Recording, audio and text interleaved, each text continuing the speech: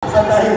And then first of all, congratulations sa the entire Unang Hirit team for celebrating 25 years of television. So dahil dyan siya ay... Tama ba 1 year ka na sa Unang Hirit? 2 years. 2 years na. Pero, ayun, tama, sakto lang. I heard hindi ka daw morning person. So, how was the adjustment period? Paano ka nakapag-adjust sa schedule ng Unang Hirit? I'm only hearing this now. Monitor ko siya pero hindi ko alam na morning person before this.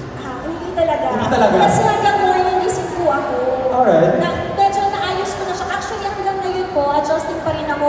Lalo pat meron ng lolong na ongoing clinic po. So, ang panibagong adjustment na naman po. Pero siguro, ang tagal kong puyat.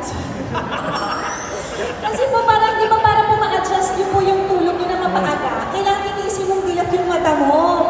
Pagkatapos sa unang init, dapat di ka mag-siesta, walang nap, para po makatuhin ka ng maaga. So feeling ko yun yung naging adjustment ko po. And at the same time, yung disiplina din sa sarili po. Kasi sa totoo lang, lagi kasi pupuyat talaga before unang hirit pa. Then, sabi ko nga yung unang guesting ko sa unang hirit, ayoko na, last promotion ko na to, hindi ko kaya. And then, dito rin pa rin bagsak ko, so kinain ko rin.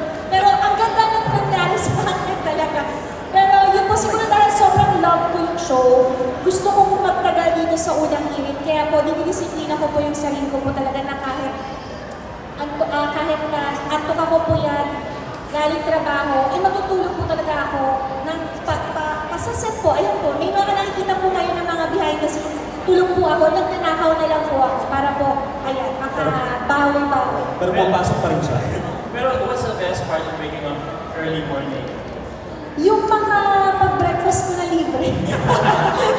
Courtesy of Fernino. Hindi, kasi po yun po talaga yung parang naging bonding namin talaga na para kami may mga tatay, may mga nanay, pati sa mami soup, may kanya-kanyang bit-bit po talaga. So yun, may pa-bake pa si attorney, may mga pa-cookies and nuts si Ate Susie, si Chef JR. Siyempre yung taya niya, yung mga pawet, di ba?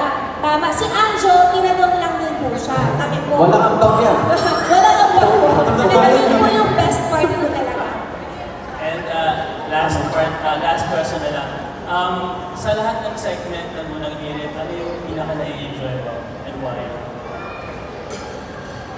That's a very difficult question. Yung wala kang mali. Yung wala akong mali.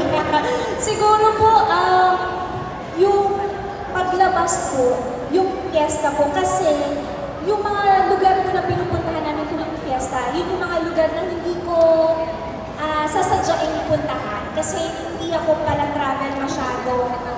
And kaya grateful ako sa unang hirit po kasi nakakagala po ako, mas nagbubuksan pa yung mata ko sa mga mas magagandang lugar dito sa Pilipinas. Kung maganda yung ikot ko, nalalaman ko yung kung paano sila doon, yung kultura nila, yung tradisyon nila.